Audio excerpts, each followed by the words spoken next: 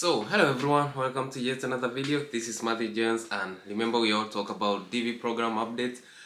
In this video, we're going to talk about the upcoming Dv2023 application, and I'm going to share with you 5 things that you need to avoid, or some things you need to stop doing, when you're preparing or when you're making this application. And without much ado, guys, let's talk about this. Remember to subscribe if you haven't, and yeah, give this video a thumbs up, and let's talk about this. So welcome back, and straight to the point. The first thing you should avoid is giving someone else the chance to make application for you. By this I mean, don't sign up with these agencies that they are all over the web. A lot of websites on Google, they claim that when you apply with them, they can increase your chance of being selected. Please don't do that.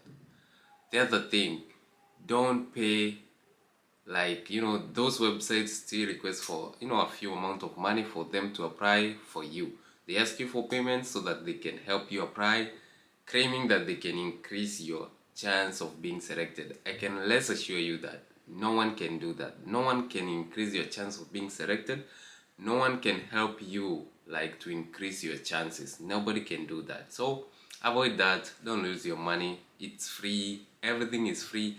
And remember that the official website for application is dvprogram.state.gov. Once the dates are up, that is from October 6th, the website will change from the current one right now, and the Dv2023 will be updated on that date. And remember, it will be updated on 12:00 hours New York time, not everywhere time. I'll make some video about the timing when you can when the application will be up. So one thing, avoid those websites that claim they can increase your chances of winning.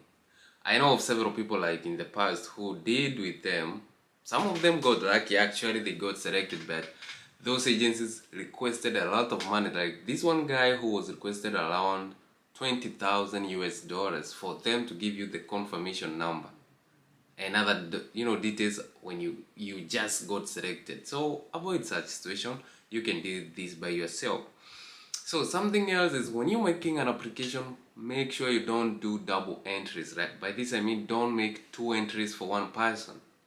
It's only required to be 1 entry per person. The other thing, some people are asking about the passport. Of course, don't apply without a passport. Passport is a basic need for this application. So if you don't have a passport, make all the quick arrangements on how you can get one. Or else, if you still don't have it by the end of the application, please don't use just imaginary numbers. Of course, once you might even be selected, but I assure you, after being selected, you have high chances of being disqualified later on. So just follow the rules. The other thing, I had some question if someone can use a temporary passport. Of course, yes, you can use a temporary passport, but the passport should be valid. It should not be expired. So don't use expired passport. You can use temporary passport, it's okay. You can use the normal passport, it's still okay. The other thing I would like to touch on is about when you're making this application, you might be coming across for the first 1 week, there will be a lot of traffic, many people trying to make the same application, millions of people. So you can expect some, website breakdown here and there, and once you're trying to submit your application, maybe you get some error messages on your system, and that's normal. That's totally normal, and everything is good. What you need to do is maybe reboot your system, your device, or maybe give it some more time. Try the following day, the following week.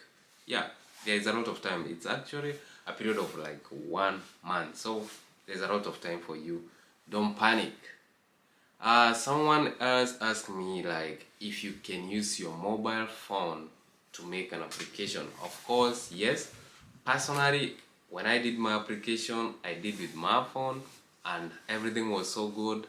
And because you just need the website and the photo, that's all. So yes, you can use your mobile phone to make an application. You can use your mobile phone, tablet, laptop, your PC, yeah, it's okay. There's no problem with that.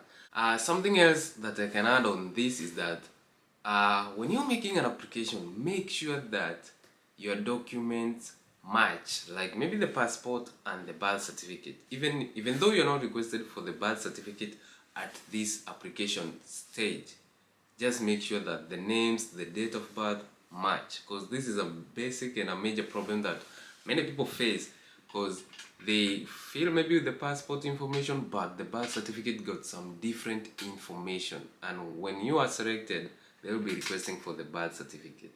So when they got some maybe confusion and the name don't match, that's a big problem too. So make sure that they match. If they don't, maybe you can use the passport information and maybe change the birth certificate later on. This is easier because of course if you use this passport, of course that passport number will be required with like the whole process from application stage. If you get selected, the ongoing process will request the same passport number. So personally I would advise you use the passport information there. Maybe you can change the other documents later on.